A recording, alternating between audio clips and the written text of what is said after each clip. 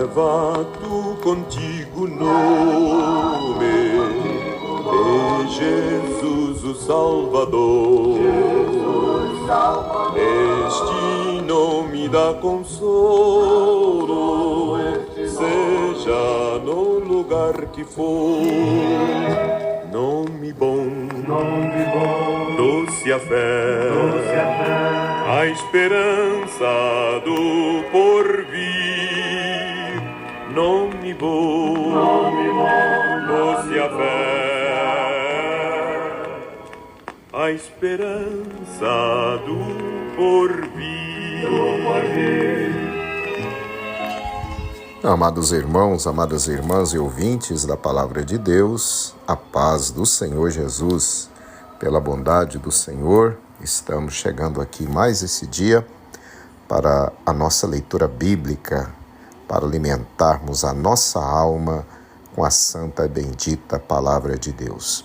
Hoje estamos chegando para lermos o capítulo 9 aqui do livro de Levítico. Abra sua Bíblia mais uma vez e vamos juntos ler a Bíblia Sagrada. Levítico capítulo 9, versículo 1. E aconteceu ao dia 8º que Moisés chamou Arão e a seus filhos e aos anciãos de Israel.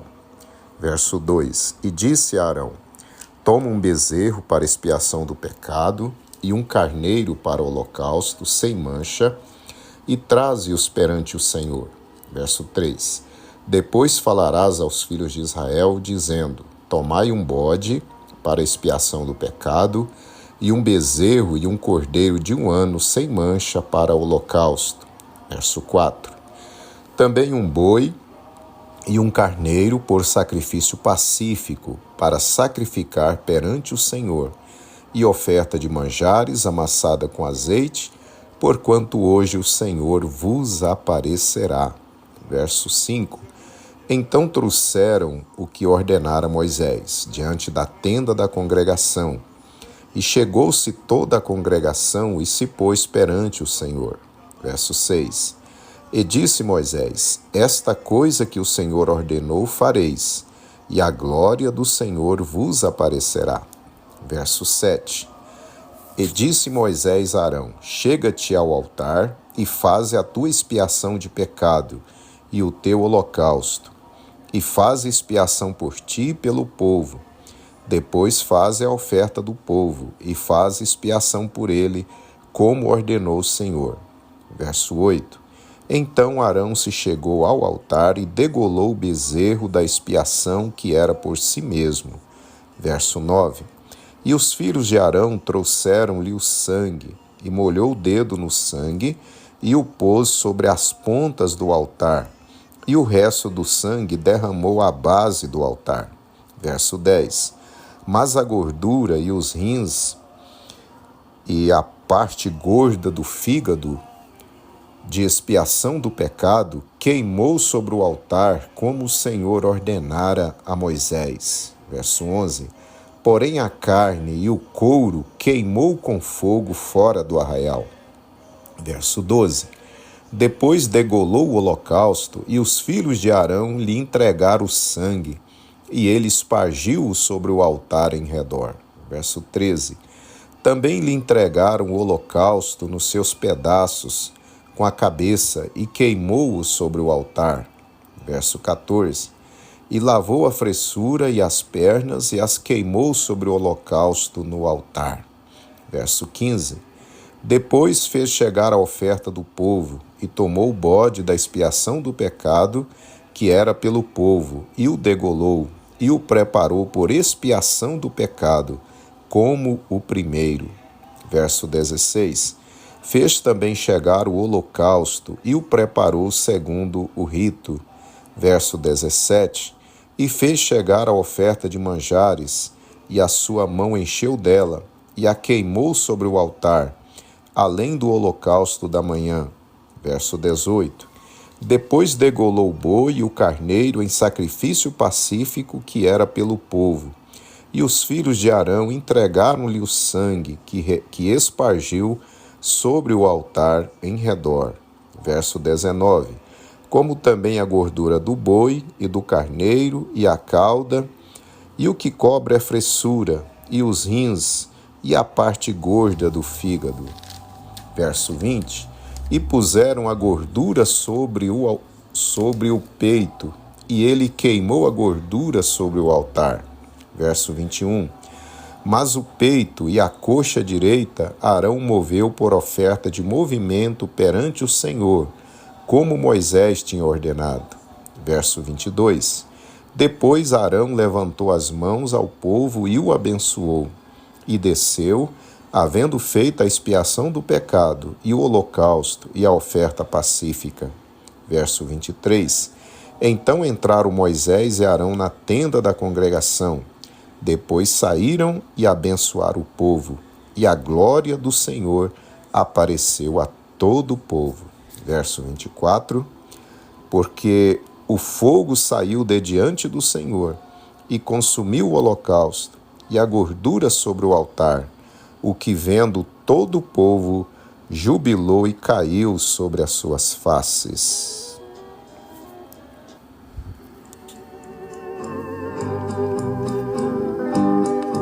Neste mundo eu vivo a peregrinar,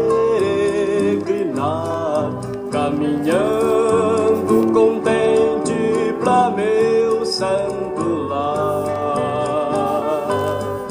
Que Jesus prometeu, Ele já preparou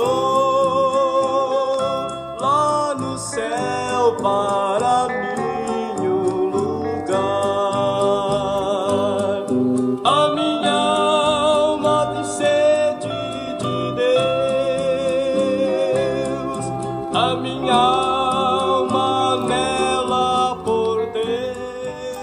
Muito bem, meus amados irmãos, acabamos de ler aí então o capítulo 8, ou melhor, capítulo 9 aqui do livro de Levítico.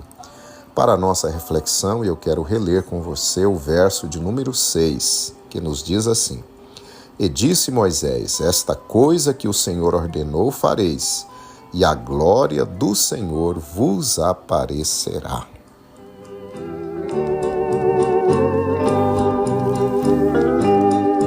Eu estou aguardando um momento chegar, quando uma trombeta no céu ecoar.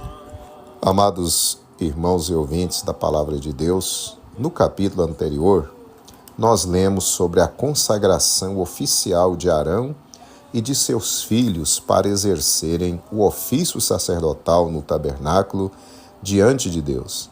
Vimos que eles foram vestidos das vestes santas e ungidos também com azeite sagrado, e o sangue dos carneiros também foram espargidos sobre eles. Depois disso, Arão e seus filhos ficaram 7 dias na porta da tenda da congregação sem saírem de lá, para que fossem então consagrados para exercerem o seu trabalho sacerdotal. O ritual da consagração deles fora concluído. Porém, faltava o mais importante, a confirmação de Deus, a manifestação da presença visível da glória de Deus. Isso seria o sinal da aprovação e confirmação divina do sacerdócio de Arão e de seus filhos. Porém, para que a presença de Deus se manifestasse, era necessário que vários sacrifícios ali fossem apresentados no altar do holocausto, nos seus mínimos detalhes, de forma correta. Seriam o sacrifício pelo pecado de Arão e sua família, um holocausto também por ele e sua casa, depois a mesma coisa em prol de toda a comunidade de Israel, além dos sacrifícios pacíficos. Depois que tudo fosse feito corretamente, então Deus se manifestaria com a sua glória. E assim ocorreu. Arão obedeceu, fazendo tudo o que deveria ser feito. E então, como lemos nos últimos 2 versos, o fogo da glória de Deus se manifestou visivelmente e consumiu os sacrifícios que estavam sobre o altar. Que visão gloriosa foi aquela! Aleluia! Meus amados e queridos irmãos, esse fato, neste capítulo, nos ensina algo de suprema importância para nós. Só poderemos desfrutar da presença de Deus na nossa vida diária se também vivermos em obediência aos seus mandamentos, se fazermos tudo conforme os ditames da palavra do Senhor. Presença de Deus e rebeldia não podem estar juntas. A presença de Deus e desobediência não andam juntas. Se andarmos em desobediência contrariamente à vontade do Senhor, não poderemos ter a presença de Deus em nossa vida. Arão obedeceu integralmente tudo que precisava ser feito. E depois, então, a presença de Deus se manifestou. Assim, se nós quisermos a presença de Deus na nossa vida, teremos também que viver em obediência ao nosso Deus. Louvado seja o nome do Senhor. Caso contrário, ficaremos a perambular, tristes, de um lado para o outro, sem rumo, como Caim. Vazios, tristes e sem rumo certo. Meus amados e queridos irmãos, nunca precisamos tanto da presença de Deus em nossa vida como nos dias atuais. Que nesse dia possamos renovar o nosso compromisso com o Senhor, de vivermos em santa obediência aos seus preceitos, que nós possamos viver agradando ao Senhor em toda a nossa maneira de viver.